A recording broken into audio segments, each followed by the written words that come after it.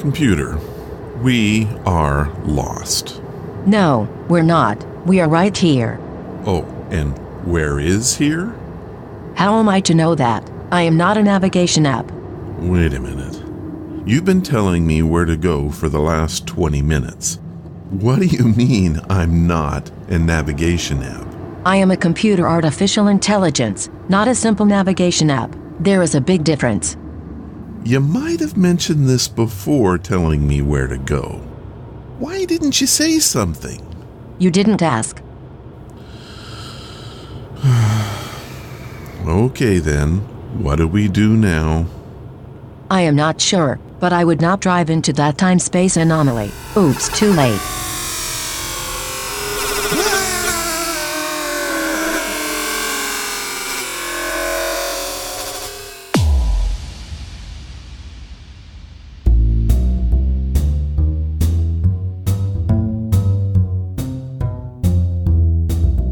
Hello and welcome to the podcast. This is Ron's Amazing Stories, where we play tales to take you away from today.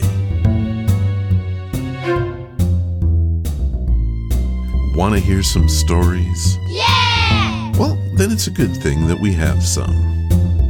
We have a dark tale about a hot day, and then we listen to what baseball would have been like in Shakespeare's time.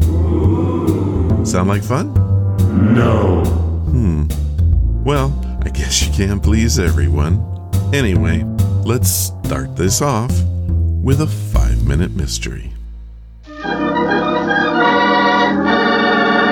Another 5-minute mystery.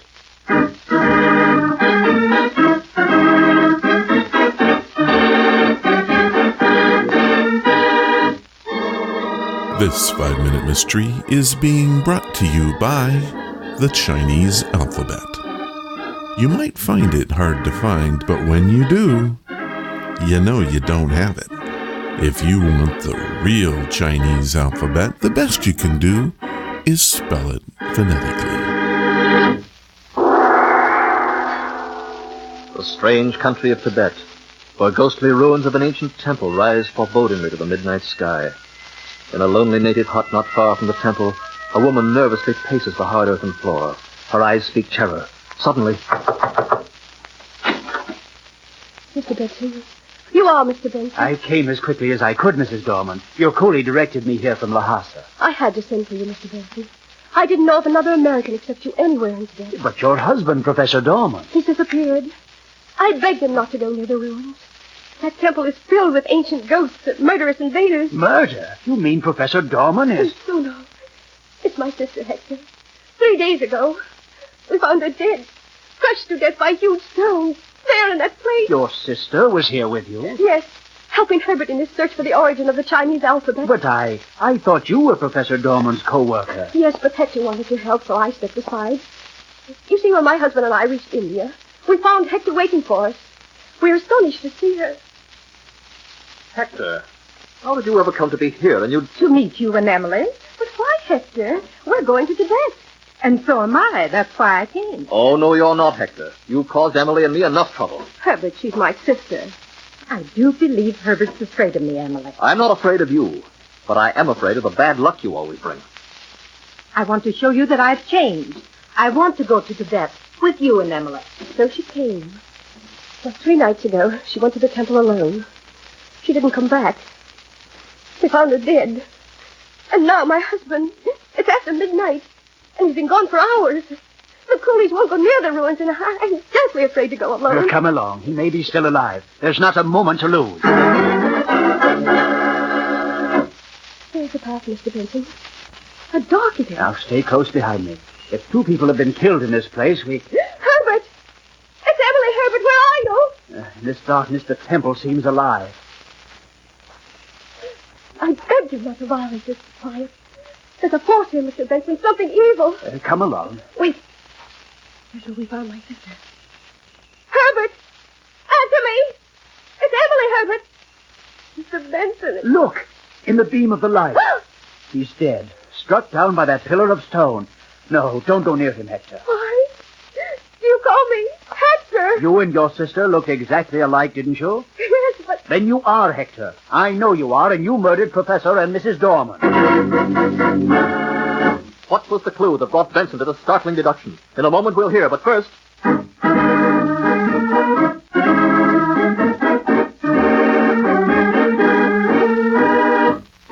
Okay, this one had a lot of information in a very short period of time. The hint is there if you paid attention, but it's very subtle. Did you hear it?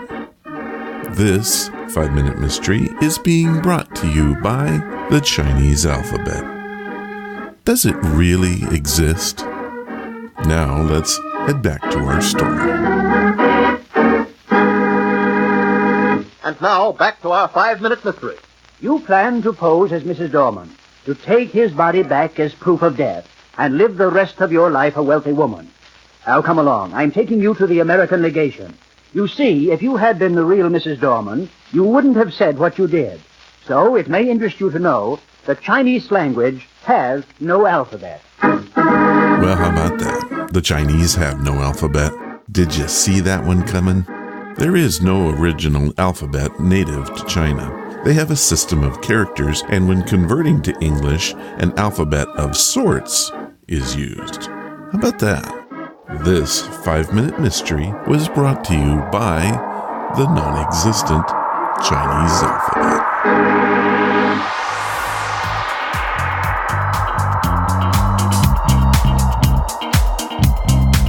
What's that you say? What do I have to say?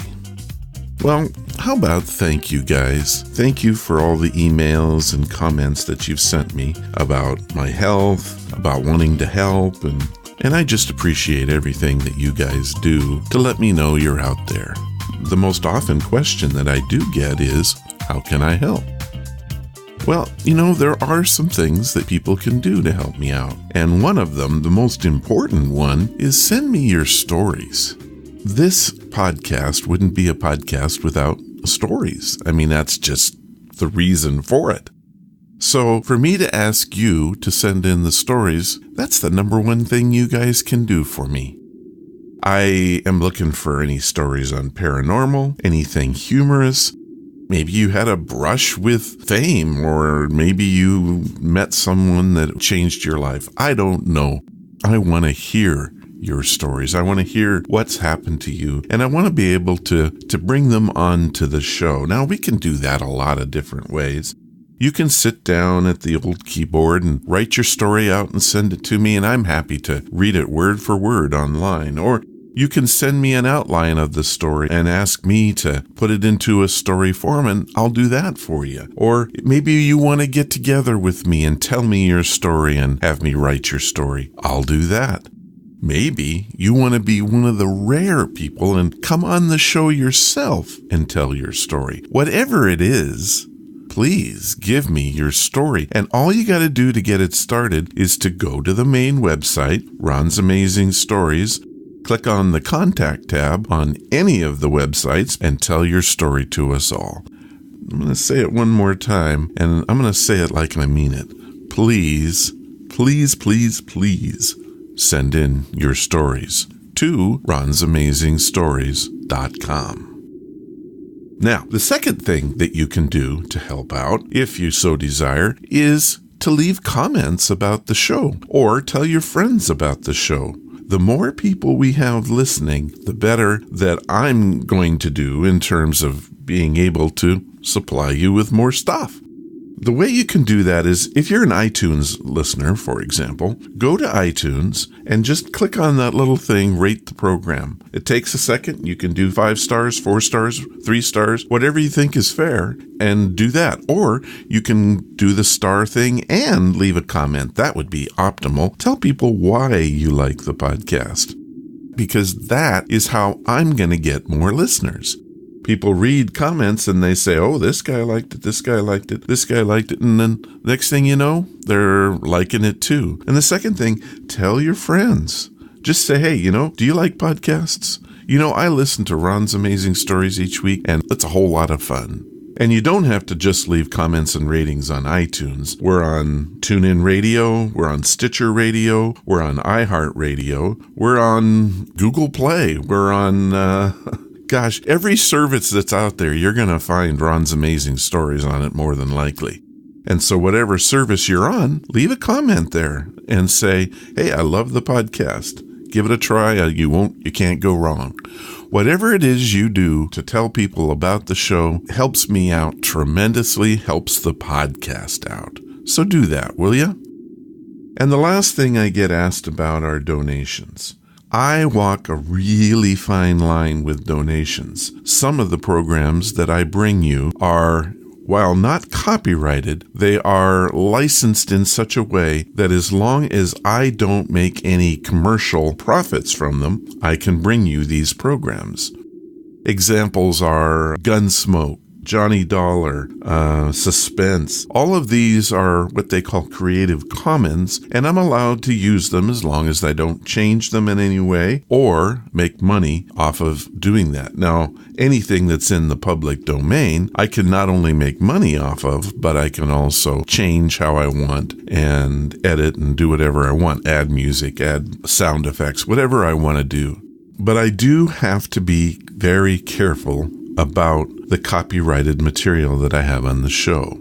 So all of that to say this. If you want to donate to Ron's Amazing Stories, that is all perfectly fine and well and good.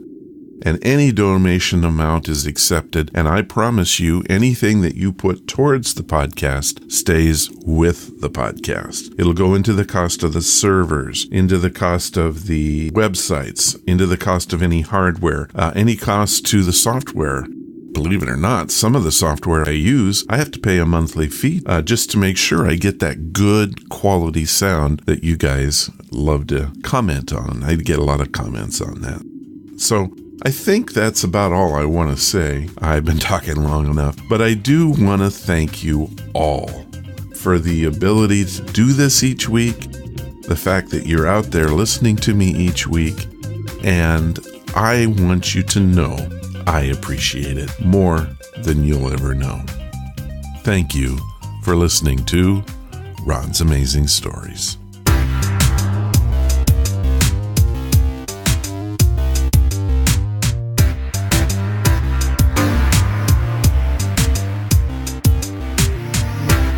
Now that we're in the month of November, I thought I would warm things up a bit by playing one of old-time radio's masters of suspense. Suspense was one of America's favorite pastimes during the golden age of radio. It was so popular that even the stars of the day listened to it and wanted to be part of the production. That's why the acting in these programs is so top-notch. The program's heyday was in the early 1950s when Elliott Lewis took over the show. The materials reached new levels of sophistication. The writing was taut, the casting was amazing, and the production was solid. It all took an unexpected turn when Lewis included many of radio's famous drama and comedy stars playing against their type. For example, Fibber McGee and Molly were heard in an episode called Backstreet Driver, which originally aired February 3rd, 1949.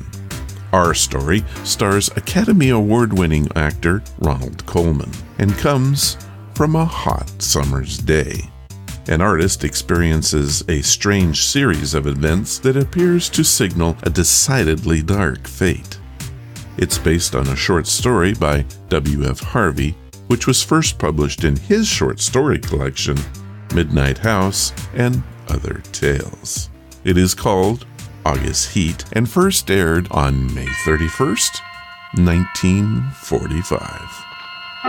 Suspense. Tonight, Roma Wines bring you the distinguished actor, Mr. Ronald Colman, in one of the great suspense stories of our time, August Heat. Suspense is presented for your enjoyment by Roma Wines. That's R-O-M-A, Roma Wines. Those excellent California wines that can add so much pleasantness to the way you live, to your happiness in entertaining guests, to your enjoyment of everyday meals. Before we bring you Ronald Colman and our suspense play, here's a brief message from Elsa Maxwell, famed for her great charm as a hostess. When food looks appetizing, it almost always lives up to expectations. When even so simple a main dish as a steaming, fragrant bowl of spaghetti or beans is surrounded by bright green salads, golden rolls or muffins, and brilliant Roma California burgundy, the food is more enjoyable, more delightful. And for a summery touch of the outdoors, a vase of flowers. Perfect color complement to the deep, rich beauty of Roma burgundy. You'll enjoy the fruity, robust taste, the tart piquancy of distinguished Roma burgundy served cool. Truly a masterpiece of fine winemaking. Like all Roma wines, Roma burgundy is unvaryingly good, always high in quality of bouquet, color, and taste. The happy reward of selected grapes, brought slowly to perfection, gently pressed, then carefully guided to flavor fullness by the ancient skill of Roma's noted wineries in California's choicest vineyards. Yet all this goodness is yours for only pennies a glass. Remember, more Americans enjoy Roma than any other wine. R-O-M-A, Roma wines. Yes, right now a glassful would be very pleasant, as Roma wines bring you a remarkable tale of suspense. And with August heat, W.F. Harvey's matchless narrative of premonition and the brooding terror of twilight and the unseen, and with the performance of Ronald Colman, Roma wines hope indeed to keep you in suspense.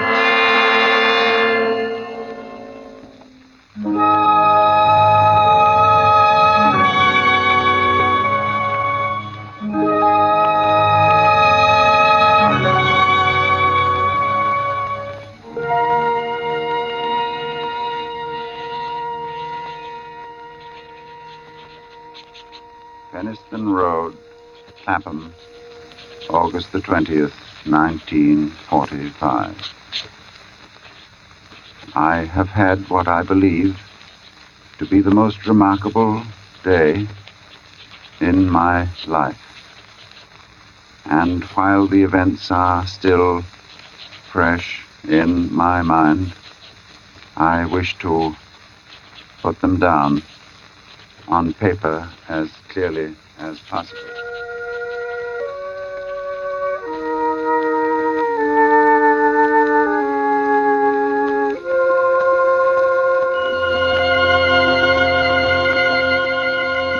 Let me say at the outset that my name is James Clarence Withencroft.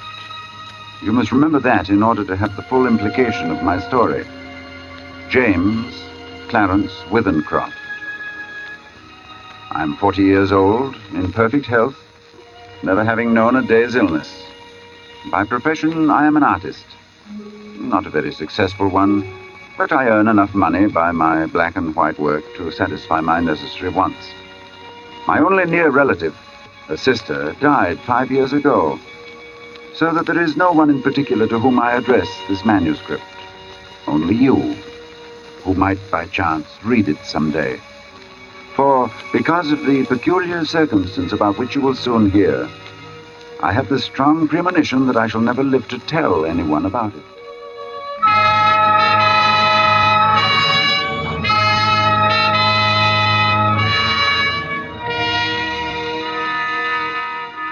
I breakfasted this morning at 9 at the usual time. It was no different from any other morning. And after glancing through the morning paper, I lighted my pipe. And I proceeded to let my mind wander, in the hope that I might chance upon some subject for my pencil. The room, though door and window were open, was oppressively hot. And I had just made up my mind that the coolest and most comfortable place in the neighborhood would be the deep end of the public swimming bath, when I was suddenly shaken. A feeling swept over me such as I'd never experienced before. I attempted to rise to my feet, but somehow it seemed as though I had suddenly been fastened to my chair. My hand went out in an effort to brace myself. And then, before I knew what I was doing, my pencil was in my hand, and I began to draw. It was as though someone had taken my hand and was moving it across the paper, swiftly, in bold strokes. And then I seemed to take over. my hand under its own power began to draw. I soon forgot the oppressive heat. Everything was forgotten in this frantic feeling that the sketch must be finished as soon as possible.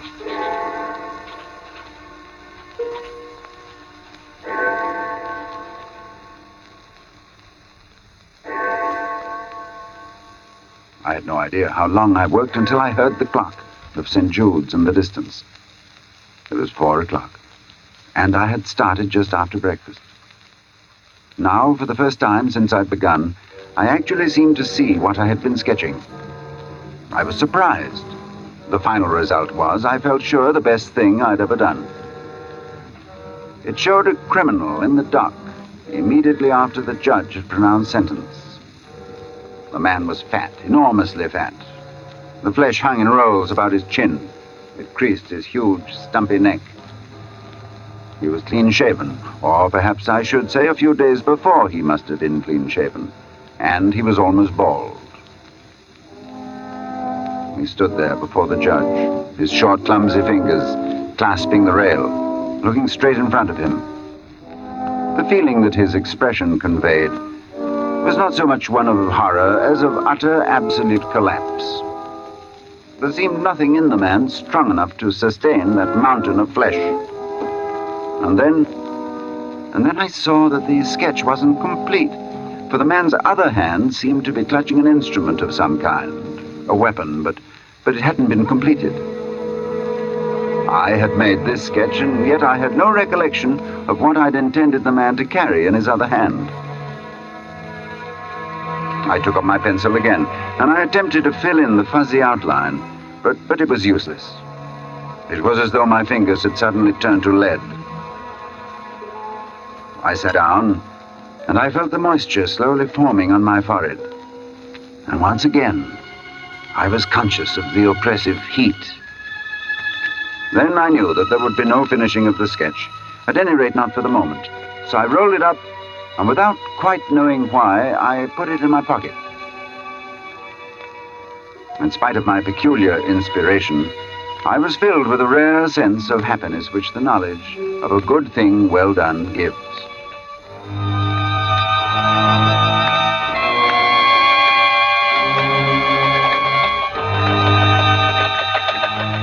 I believe that I set out with the idea of calling upon Trenton, for I remember walking along Lytton Street and turning to the right along Gilchrist Road, at the bottom of the hill where the men are at work on the new tram line. From there onwards, I have only the vaguest recollection of where I went. Through parks, along crowded streets, always conscious of the awful heat that came up from the dusty asphalt pavement in a suffocating wave.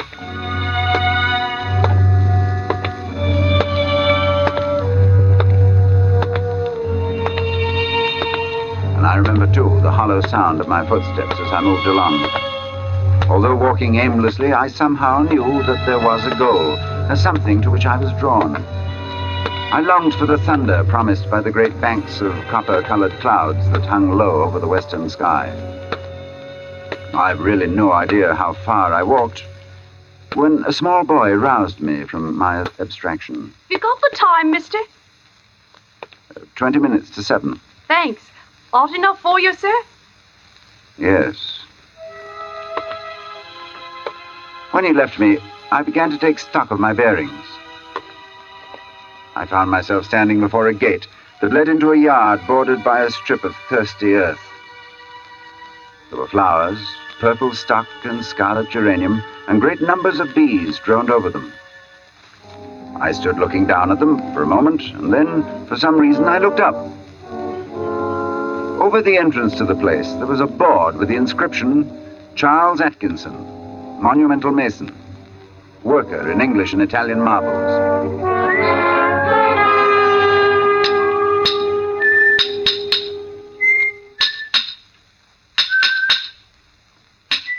From the yard itself came a cheery whistle, the noise of hammer blows and the cold sound of steel meeting stone. A sudden impulse made me enter, and I went in the direction of the noise. There was a man, sitting with his back towards me. He was busy at work on a slab of curiously veined marble. Then, without turning, his hammer stopped in midair as he was about to bring it down on his chisel. He held this position a moment before turning, but I knew that he was aware of my presence, and when he turned, I saw his face. It was, although I'd never seen him before, it was the face of the man I had been drawing.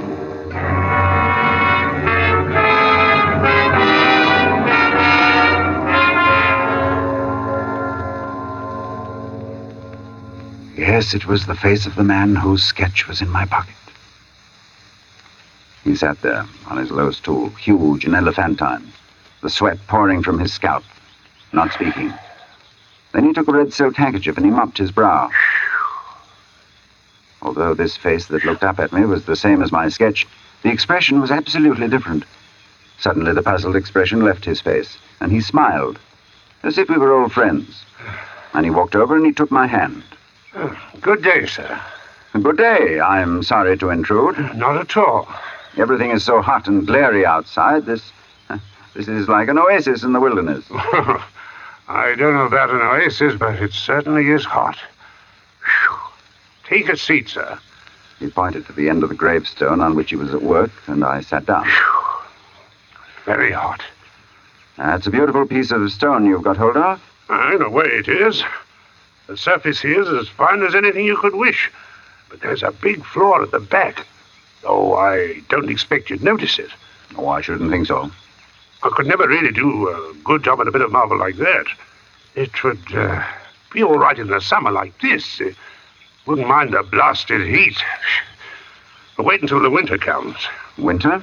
There's nothing quite like frost to find out the weak points in stone. Oh. A gravestone, you see. Oh, I see. Then what's this one for? You'd hardly believe if I was to tell you, but it's for exhibition. It's the truth. Artists have exhibitions, so do grocers and butchers. Oh, we have them too. All the latest little things in headstones, you know. He went on to talk of marbles, which sort of marble best withstood wind and rain, and which were easiest to work. Then of his garden and some new sort of carnation he had bought. At the end of every other minute, he would drop his tools, wipe his shining head. This heat's bad. A man's not responsible for what he does. This heat. I said little, for I felt uneasy. There was something unnatural, uncanny in all of this, the feeling that I'd experienced it all before. The oppressive heat, the fragrance of the stocks in the air, the conversation about the marble, the flowers, everything as though I had experienced it before. And yet I knew that I'd never ever been in this section of town before. I tried to persuade myself that at least I'd seen him before, that his face, unknown to me, had found a place in some out-of-the-way corner of my memory. But I knew that I was practicing little more than a plausible piece of self-deception. As I sat there quietly, watching him, he looked up at me and he said, There. What do you think of that? He said it with an air of evident pride, of a job well done.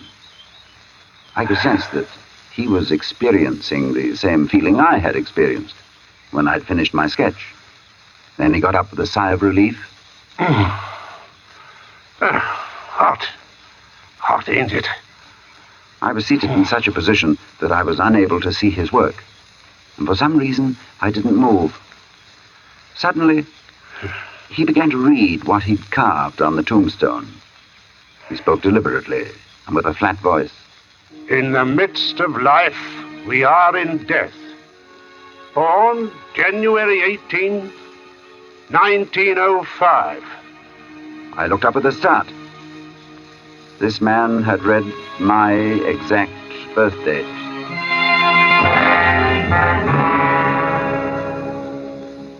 He passed away very suddenly on August 20th, 1945. That's today. We usually use the present date on these exhibition stones. Do you usually put a name on them, too? Yes. Sacred to the memory of James Clarence Withencroft.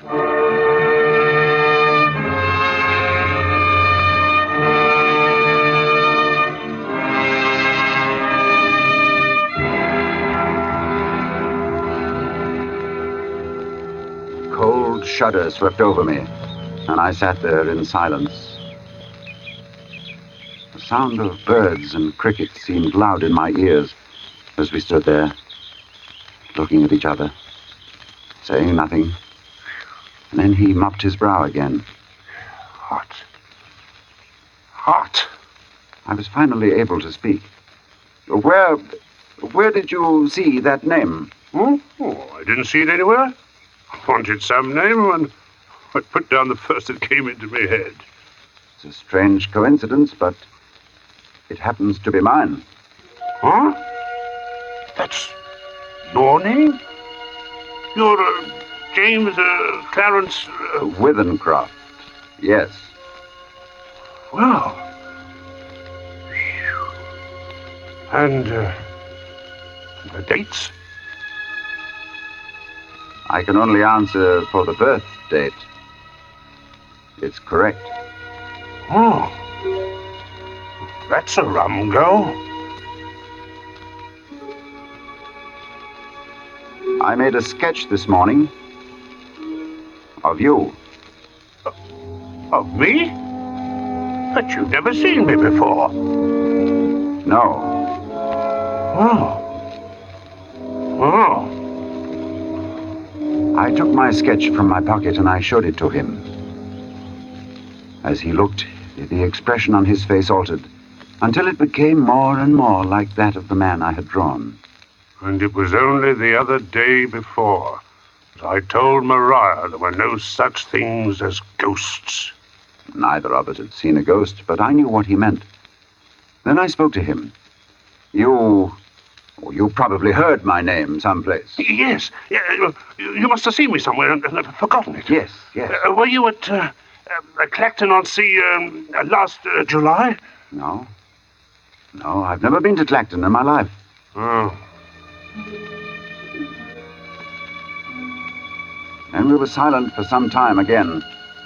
And we stood there looking at one another and at the two dates on the gravestone. And the birth one was right, and the other was today. Well, come inside and have some supper.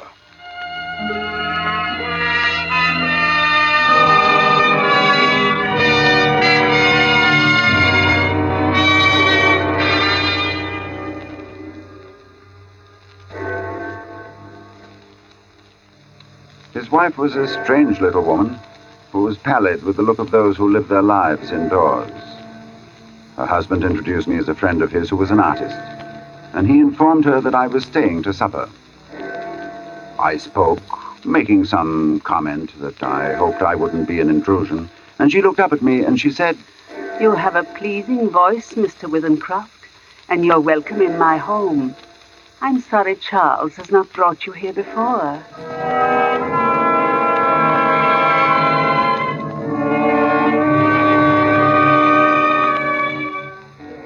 Very little was said during the meal, and after the sardines and watercress had been removed, she walked over to a cupboard and she took down a thin black book, and as she handed it to me, she spoke. "Would you read aloud, Mr. Withencroft?" Puzzled, I looked down at the book which she'd opened and placed before me. It was a very tiny book. The Prophet, it was called, by an author unknown to me with a strange Eastern name, Khalil Gibran. And my eyes fell across the page, and suddenly I was reading aloud, as she'd asked me to. Then Almitra spoke, saying, "We would ask now of death." And he said, "You would know the secret of death. But how shall you find it unless you seek it in the heart of life? The owl, whose night-bound eyes are blind unto the day, cannot unveil the mystery of light. If you would indeed behold the spirit of death, open your heart wide unto the body of life. For life and death are one, even as the river and the sea are one. In the depth of your hopes and desires lies your silent knowledge of the beyond. And like seeds dreaming beneath the snow, your heart dreams of spring. Trust the dreams, for in them is hidden the gate to eternity. Your fear of death is but the trembling of the shepherd when he stands before the king whose hand is to be laid upon him in honor. Is the shepherd not joyful beneath his trembling, that he shall wear the mark of the king? Yet is he not more mindful of his trembling. For what is it to die but to stand naked in the wind and to melt into the sun? And what is it to cease breathing but to free the breath from its restless tides, that it may rise and expand and seek God unencumbered? Only when you drink from the river of silence shall you indeed sing. And when you have reached the mountain top, then you shall begin to climb. And when the earth shall claim your limbs, then shall you truly dance.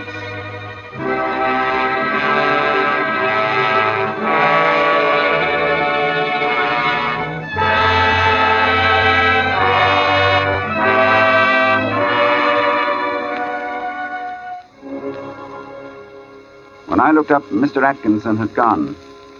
But his wife stood before me, and as she took the book, she spoke. Thank you. Then I went outside. And I found Atkinson sitting on the gravestone and smoking. He looked up at me. Hot. Man's not responsible for what he might do in this heat. She never asked anyone to read aloud before. And then we talked about the sketch again. He looked at it. Likeness is me, all right. On trial. You must excuse my asking, but do you know of anything you've done for which you could be put on trial? No, I've done nothing. Not yet. He got up, fetched a can from the porch, and he began to water the flowers. Twice a day regular in the hot weather. And then the heat sometimes gets the better of the delicate ones, and ferns. Good Lord, they could never stand it. Where do you live? I told him my address. It would take an hour's quick walk to get back home. And he stopped watering, and he faced me squarely. It's like this. We'll look at the matter straight. If you both go back home tonight, you take your chance of accidents. A cart may run over you. There's always banana skins and orange peels, to say nothing of falling ladders.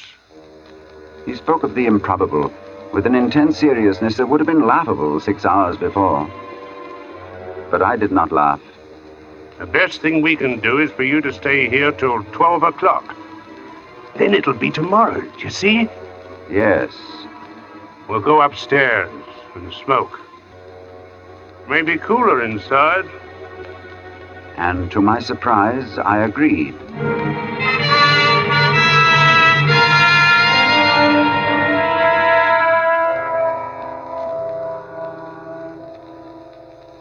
We are sitting in a long, low room beneath the eaves. Atkinson has sent his wife to bed.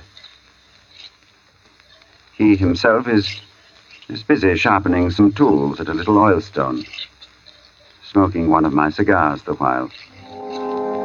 And as I look at my sketch before me, I suddenly see the fuzzy outline of what the man in the picture holds in his hands. But while I had not been able to sketch it before, I am able to do so now. It is a chisel, and it is stained with dark liquid.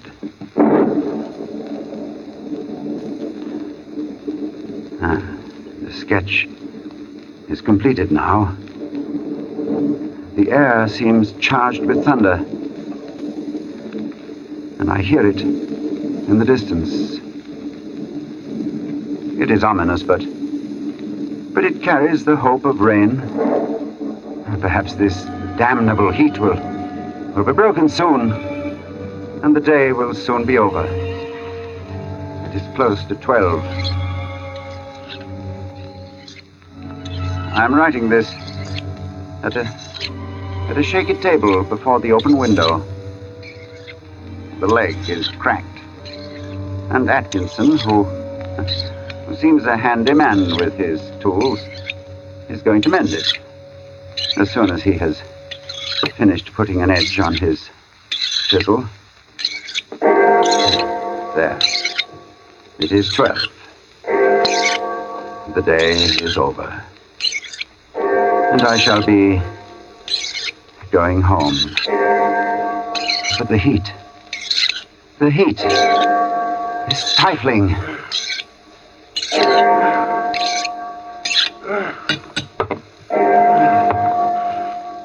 This heat is enough to send a man mad.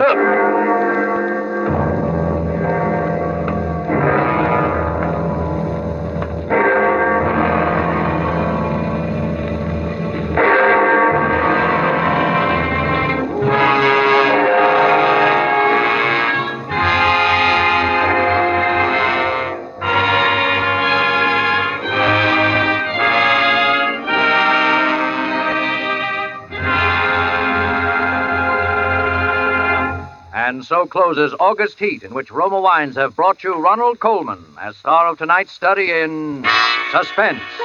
Suspense is produced, edited, and directed by William Spear.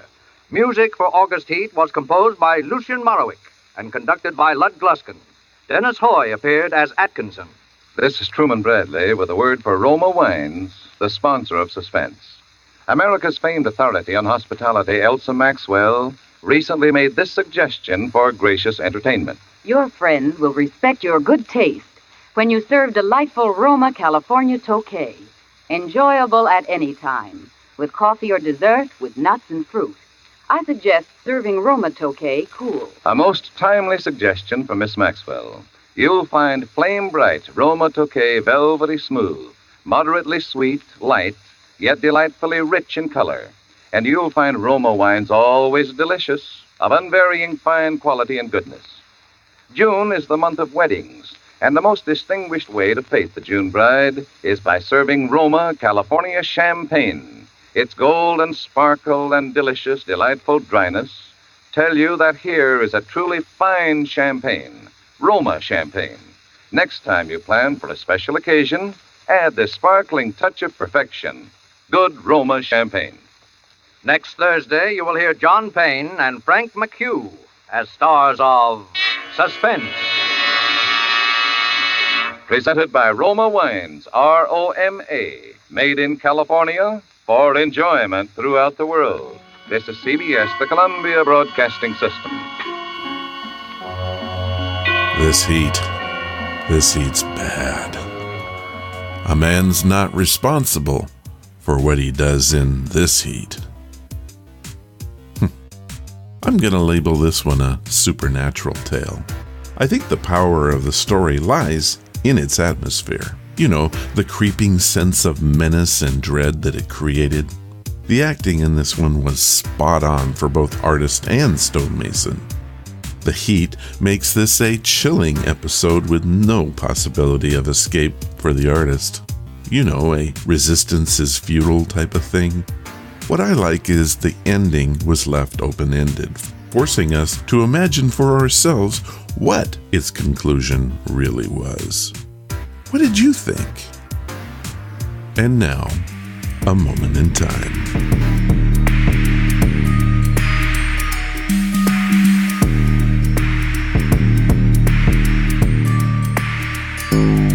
The date is June 19th, 1958, and this is A Moment in Time. What you're about to hear is something quite different. Have you ever heard of Wayne and Schuster? Have you ever been to a baseball game? Have you ever been to a Shakespearean play? Well, you better hold on, because you are about to experience all three.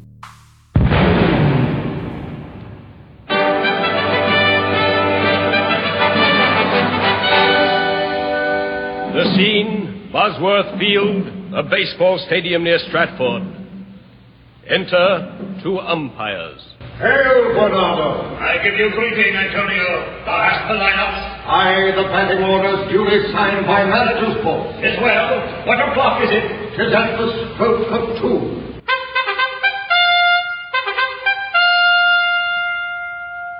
Hark, the players come. To our appointed places shall we go. You at first and I behind the plate. 'Tis done. This game depends on how you make your call. Farewell until you hear me cry, "Play all!"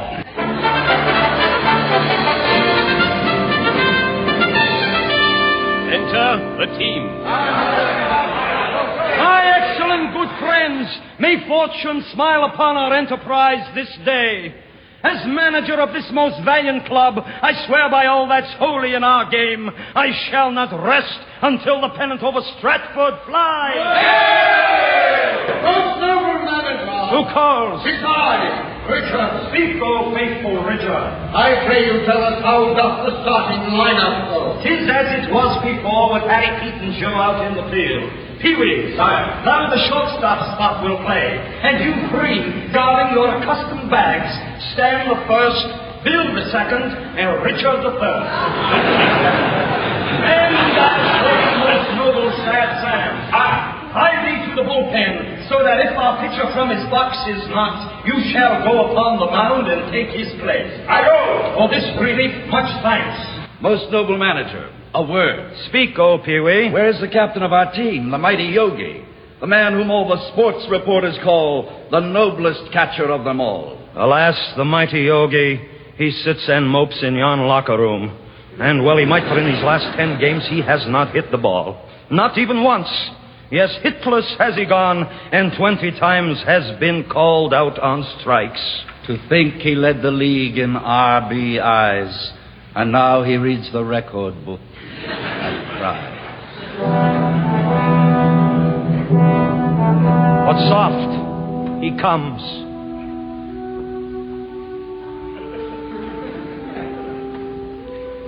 Oh, what a rogue and bush league slob am I. Is it not monstrous that this player here, but in a fiction, in a dream of passion, should gaze upon the record book and find that he has 10 games hitless gone? Oh, cursed fate that I, who led the league, should now bat 208. A hit, my kingdom for a hit. Once more, to hear that welcome crack of bat upon the ball, and then to run from first to second, then to third, and then to dig for a home. To slide. Aye, there's the rub. There's a divinity that shapes our ends. Most noble Yogi. Who speaks? 'Tis I, the mentor of your team. Oh, sweet my manager, gaze not upon my face. This is the poison of deep grief and springs from a batting slump. Take heart, gentle Yogi, for today your batting slump shall end. What say you? I have devised a plan wherein you shall bat 5 for 5. A hit for every time I go to bat? 'Tis so. Angels and ministers of grace defend us. He has flipped his lid. My lid have I not flipped. Here is the instrument of your success. 'Tis but a bat. Not but a bat, but a most special bat. A Louisville slugger that once to Babe Ruth did belong. Babe Ruth? And with which the mighty Bambino 60 home runs did hit. Is this a slugger which I see before me? The handle towards my hand? Come, let me clutch thee, and with this mighty staff of Burnham wood shall I yet win the day. Play ball! The game begins. Attend me all. Pitchers, catchers, shortstops, lend me your ears. The game begins and we must win. And win we shall. All hail Stratford! All hail Stratford! A manager's blessing upon you all. And for your captain, noble Yogi, give me your hand. 'Tis gladly given. Play well, valiant captain, and remember, today's game is being televised. Televised? And the TV shall record each passing play. TV or not TV? That is not the question. We shall play with might and main. Where is my battery, mate? The pitcher mighty whitey. Art thou prepared to take thy place upon the mound? Marry, sire, I am. I shall do everything thou dost desire. I shall throw a goodly mixture of curves, sliders, and changes of pace that'll cause them to soar the air mightily with their bats. Thusly. Thou art indeed a southpaw, thy paw is from the south. And now, dear friends, to your appointed places go. Before this evening's sun is set, we'll win the day for Stratford and Gillette!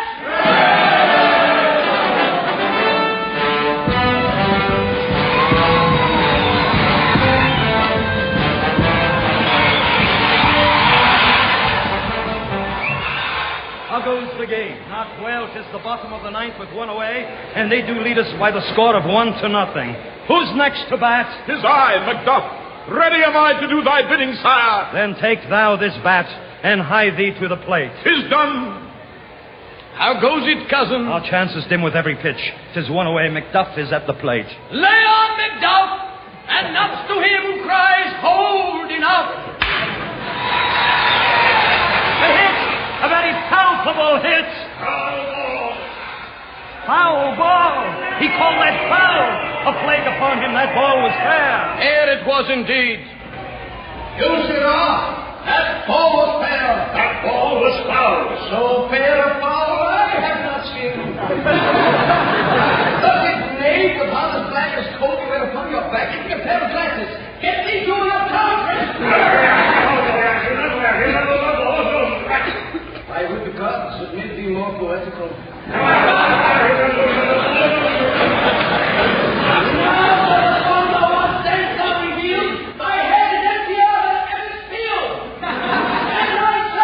Calm thyself, sweet yogi. Oh, that was our second out. One more time at bat do we have to win the game. Who's next? 'Tis I. 'Tis you? 'Tis I. Then go with aid divine and hit that Pabst Blue Ribbon sign.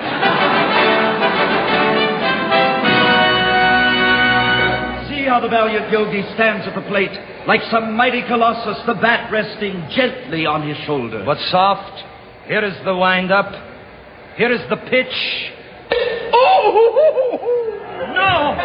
No, I cannot look. The sight doth sear my eyes. The ball did strike his head, the pitcher being at him. Aye, a being ball in the head. And now he staggers from the plate and rolls his eyes. He comes this way. I cannot look. Take thou me to the ball game. Take thou me to the ball. Buy me some peanuts and cracker jack. Wash it all down with the flagon of sack. Oh, what a noble mind is here o'erthrown. His noggin hath taken a flogging. Alas, poor Derosha, I knew him well. A man of infinite lip. Greetings to thee, sweet nymph. Oh, horror, not only hitless, but witless. There's a daisy. I would give thee violets, but they wither. I thought I saw the ghost of Dizzy Dean, holding a game in the Chavez Ravine. 'Tis gone! 'Tis gone! 'Tis gone! Concussion now hath made its masterpiece. Trainer, hither! You call? Yes, cure him of that. Aye, my lord. With this bucket shall I pour water on his paint. Oh, good fortune smiles upon our club again. The game's been called off on account of rain.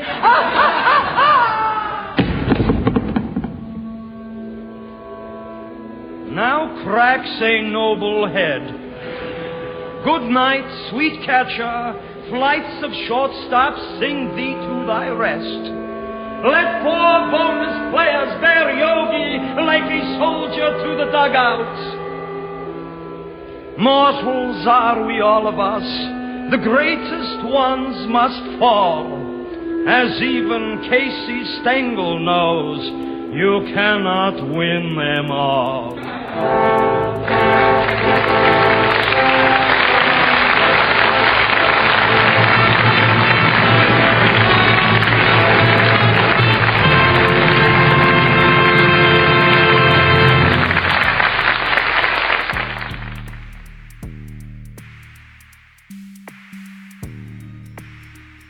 What you just heard was a sketch from the Wayne and Schuster Show.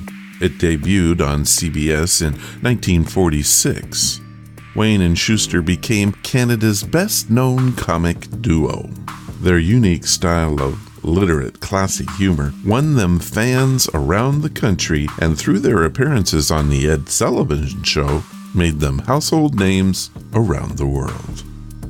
I know this was a different one, but I hope you enjoyed this moment in time.